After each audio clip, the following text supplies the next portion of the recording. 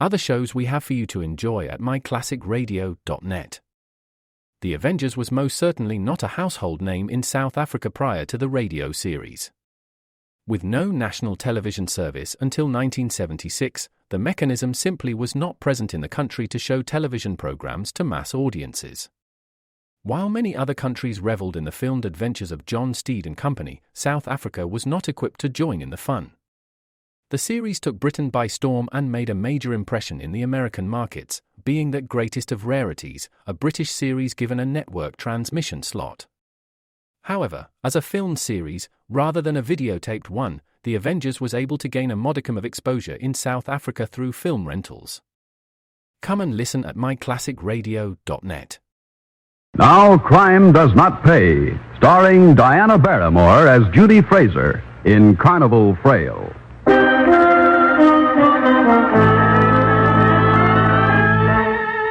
It was called Joe and Judy's Ball and Bucket. It was the old bucket game. You came through the milling crowd on the shabby, scrawny Midway. You stood at a scarred counter and you threw rubber balls at a bucket. If 3 of your 5 chances stayed in the bucket, you won a prize. Some incredibly cheap ornament or a slyly disreputable doll. That was all, as far as you could see. Well, it was fun, particularly if you won while your friends lost. This, of course, was up to Judy, who decorated the tawdry booth with a pretty, if hard, face and a fulsome and well-displayed figure. You see, Joe did the barking and Judy pulled the string. The string attached the plunger under the bucket.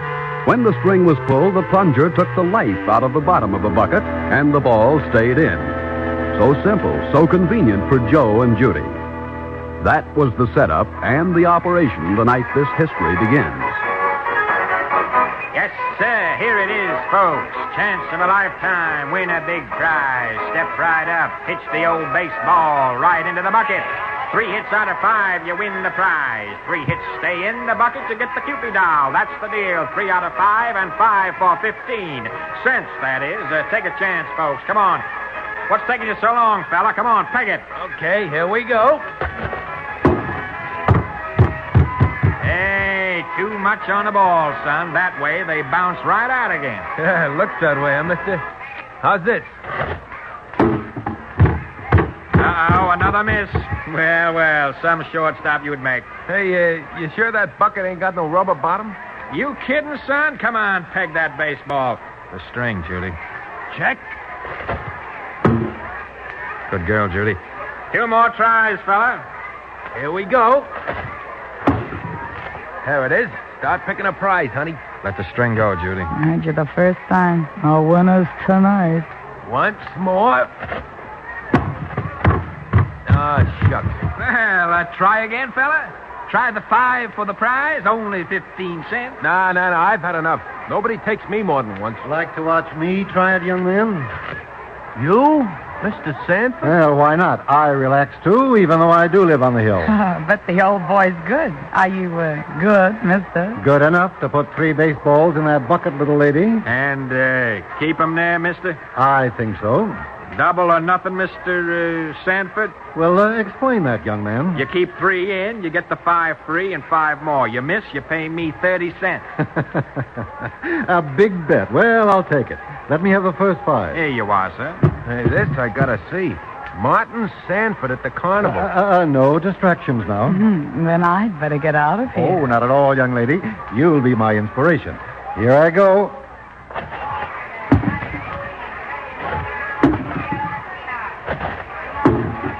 Hey, for the love of Mike. That's terrific, Mr. Sanford. Yeah, ain't it? Here's your next 5. Nobody can say Joe King Welch's. Very well. Watch me. Now.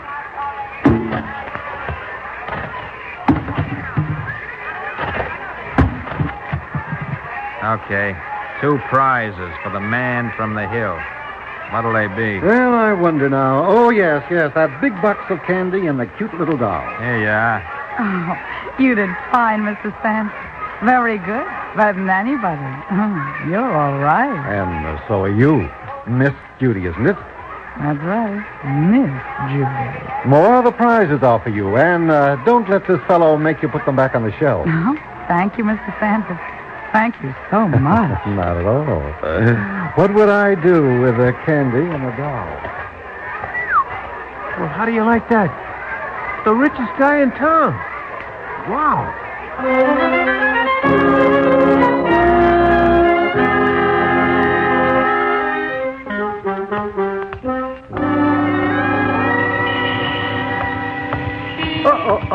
Oh, pardon me, miss. Why? How do you do, Miss Judy? Why, it's Mr. Sanford. Yes, it is. So nice to bump into you like this. Yes, you did bump into me, didn't you? Mr. Martin Sanford. I see you've heard the sign on the door. Yes, that's the Sanford Bank, my bank, and my real estate company up there, second floor. Oh, Mr. Sanford, it just struck me. The name of this town is Sanfordville. That's right. Then your family founded it. You're the leading citizen. You make it sound like something exciting. Oh, but it is exciting and wonderful. And here you stand on Main Street talking to an ordinary carnival girl. What will Mrs. Sanford say? Why shouldn't I stand here, Miss Judy? And there is no Mrs. Sanford. Oh? Well, I hope you come up and see us at the grounds when you have time. Well, now, don't you think it's a trifle noisy out at the carnival, Miss Judy? Perhaps it is.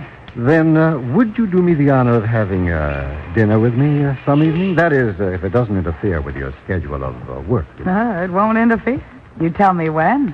I would, but I'm sure a young lady like you will have, younger men to spend her free time with. Oh, you underrate yourself, Mr. Sanford. Then this evening, perhaps. What? I think that'd be very nice. You know, Mr. Sanford, I haven't a thing to do with myself today. From this minute on.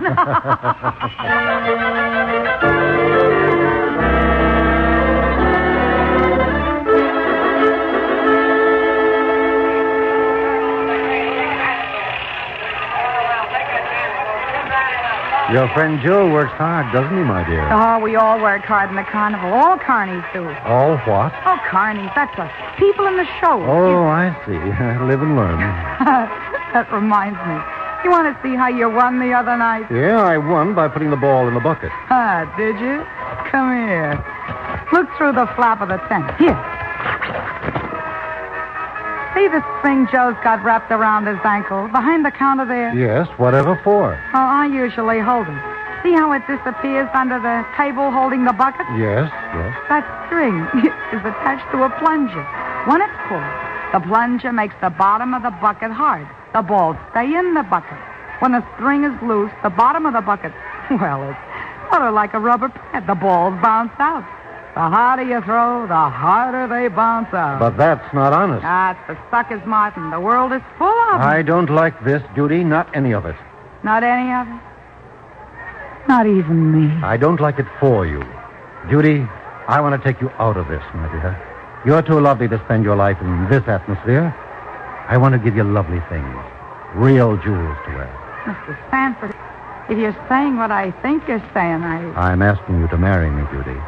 I'm a lot older than you, I know, but I'm wiser, too. I'll give you security, love. And if you don't love me, well, perhaps you'll learn to. Oh, Martin, can you forgive me for thinking the other thing? I'll forgive you everything, Judy, dear. Everything and anything, if you'll just say yes. Oh, Martin, you're corny. You really are, but the answer, what else could the answer be but yes?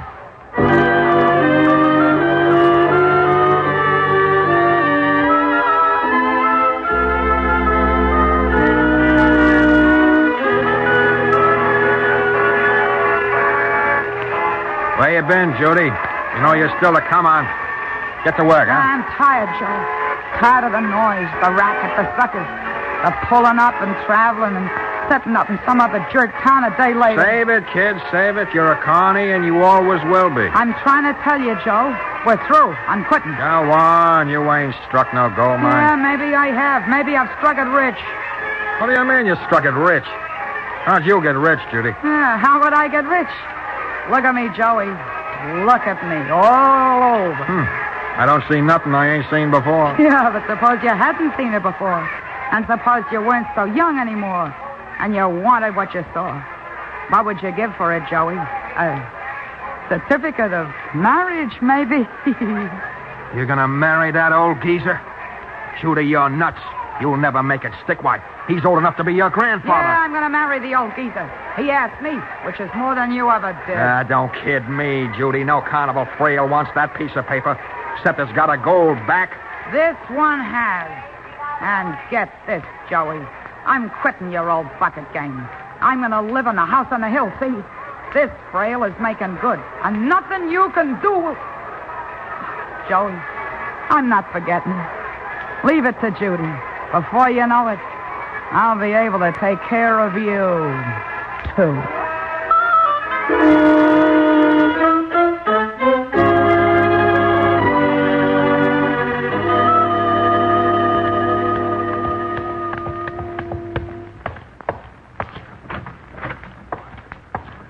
Oh, it's you, my dear, going out. Oh, yes, darling, I'm going out shopping. You were in your study. Well, so I... run along, sweetheart. Enjoy yourself. Thank you. Husband mine.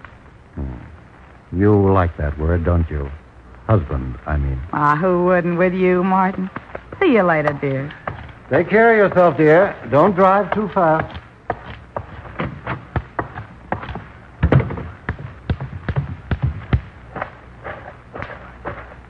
Hiya, Judy, baby. Joe. Joe, quick. The garage. He might see you. Okay. I'm coming.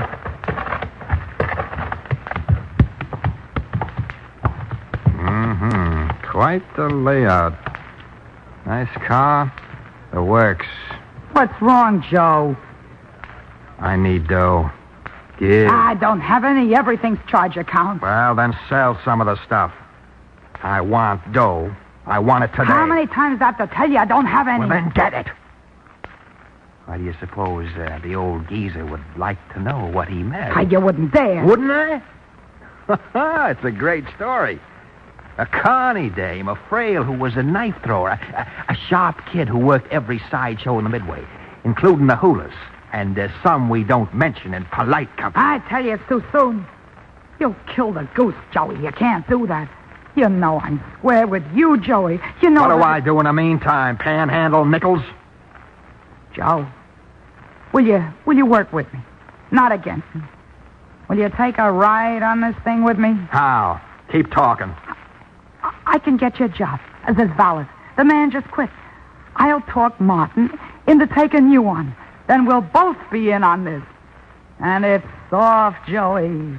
It's soft.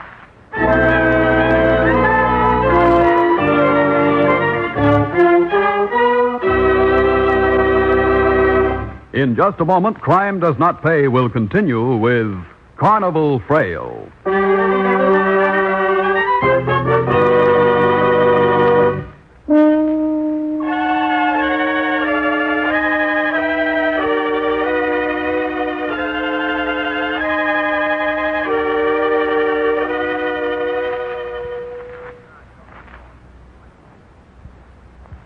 Now we continue with Crime Does Not Pay, starring Diana Barrymore as Judy Fraser in Carnival Frail.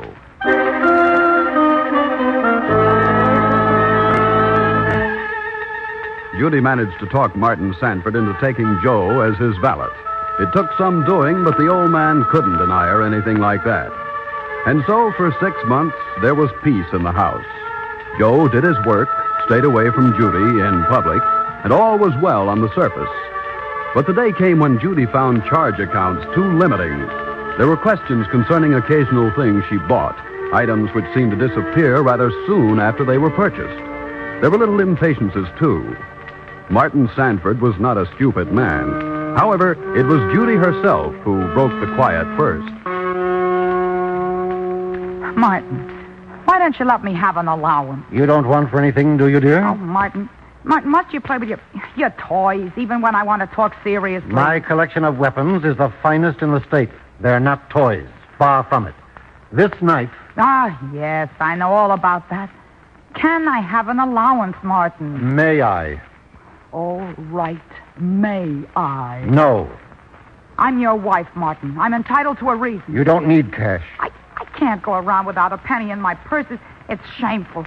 I have to charge ice cream sodas even. Then don't drink them. You treat me like a child. You're making me hate you. Like everybody who owes you or the bank anything hates you all over town. What do you know about that? I hear talk. I see people give me looks. I know. Now you're treating me like you treat them. Before we were married, it was different. It all was different before. You learned to accept your position, Judith. You're my wife. To the outside world, you have position, wealth. And you will live up to them. Here, you're going to do as I say. You spend more on your guns and knives than you do on me. It's my money, and one word from you, Judith, and I'll change my will. You understand? Now, think that over, young lady. I'm going upstairs for a nap.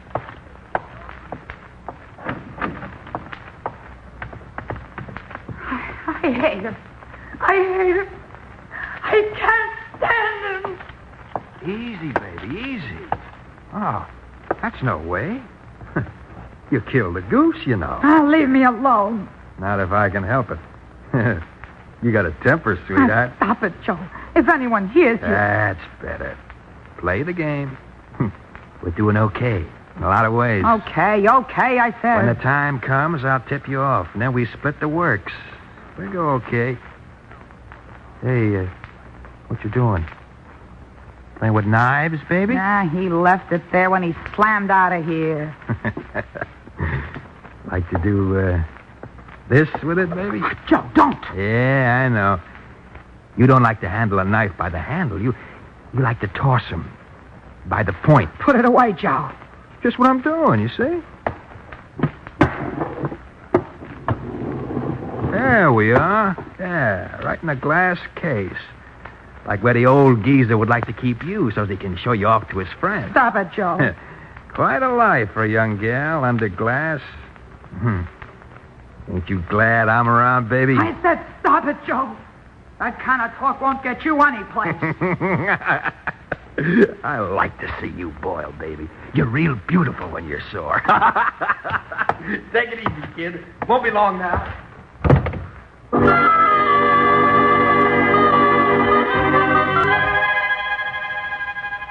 They're both mean, nasty. The old man in an old man's way. Joey, in a different way.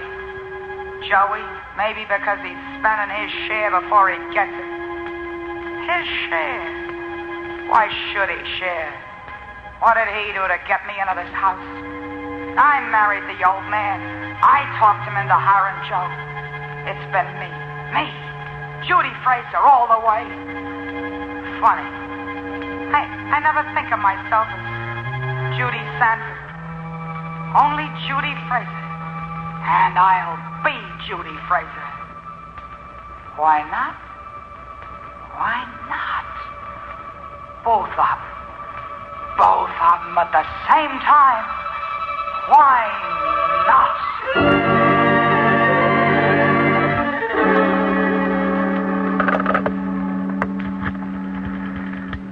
Hello, operator. I think there's something wrong with my telephone. No, not the line. Just the bell. Would you ring me back, please? Thank you very much.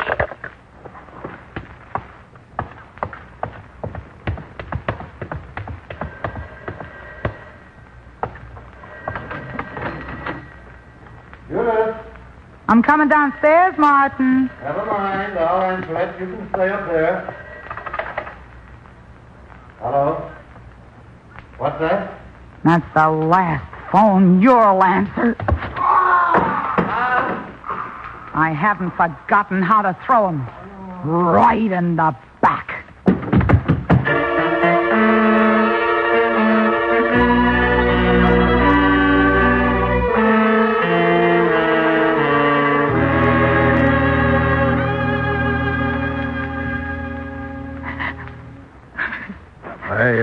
I'm sorry to bother you, Mrs. Sanford, but I thought I'd better tell you first. Who are you? Detective Bush, ma'am. Captain McCardle sent me over to make an arrest. Make an arrest. Yes, ma'am. The fingerprints were on the handle. Clear as a bell. Funny, he didn't think to wear gloves. Prince? Whose fingerprints? The valet's, ma'am. Mr. King's. I have a warrant here for Joe King. First-degree murder.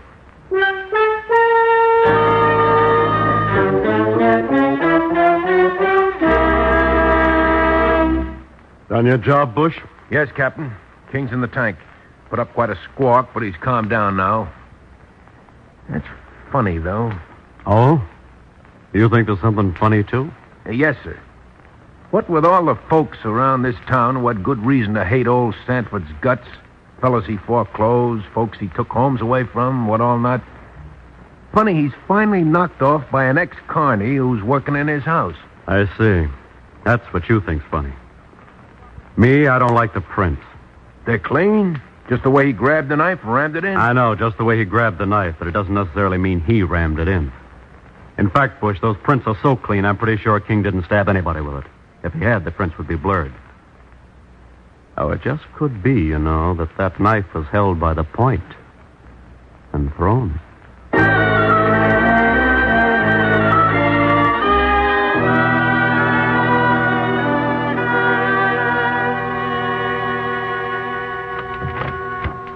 Oh, Mrs. Sanford. Thank you so much for coming down here. You're very welcome, Captain McCardle, isn't it? That's right. Won't you sit down? Thank you. Sorry to bother you this way, but there were a few items, papers and all, so the estate can be released to you.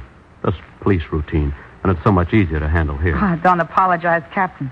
You're a busy man, and I have nothing but time. Wonder what can be holding up that clerk. Will you excuse me a moment? Just make yourself comfortable. Here, smoke if you want to. Thank you again, Captain. So simple, so easy. The hand is quicker than the eye. All right, get in there, you. Captain wants to talk. All right, okay. You don't have to shove, copper. Joe! Well, hey, Rube. Well, look who's here. The rich girl who lives on the hill. Joe, why did you do it, Joey? Why? Why did I do it? Why, you no good Connie Frail. I know, I can't prove nothing. But I'll bet 100 to 1 that knife was thrown from the landing of the stairs. I ought to beat it out of you. Joey, listen, I'll get you a lawyer. The best in the country. I'll save your neck, Joey. And after you get out. You will, baby? You'll do that for me? You will? I promise, Joey. After our days together. Sure, I'll do it for you. Oh, baby, in that knife-throwing racket, too. Oh, you were great.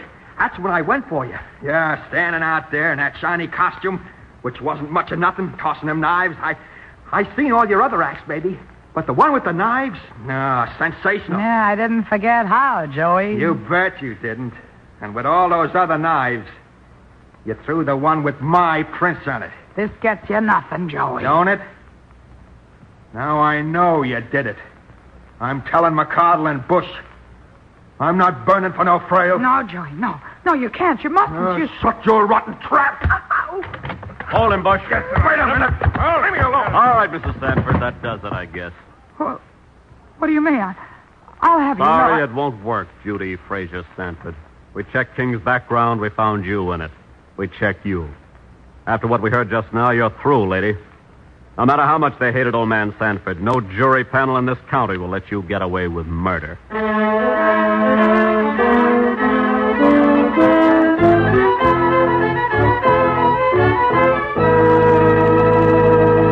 Crime does not pay.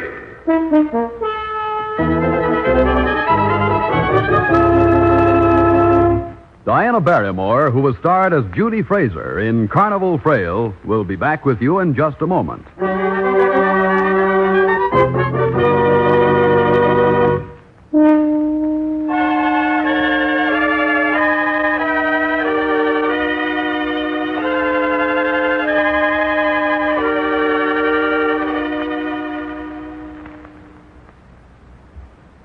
Now, here in person is Diana Barrymore. I think, in all fairness, it should be made perfectly clear that Judy Fraser is not typical of the people of the Carnival. They, too, are show people, and like the vast majority of all people in all walks of life, they're honest, decent, hard-working citizens. But, as in all walks of life, warped, cruel, selfish personalities appear at times in show business. Judy Fraser happened to be a woman like that, a woman whose greed got the better of her brains. She was too smart, too clever. She lost sight, as most criminals do, of the most important fact of all, that for rich, for poor, for great or for small, crime does not pay. Thank you, Miss Barrymore.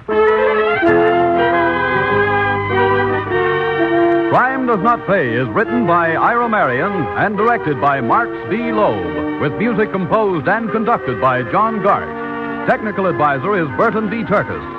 The events, characters, and names used in the story you have just heard are fictitious. Any similarity is purely coincidental. This is Bob Williams speaking.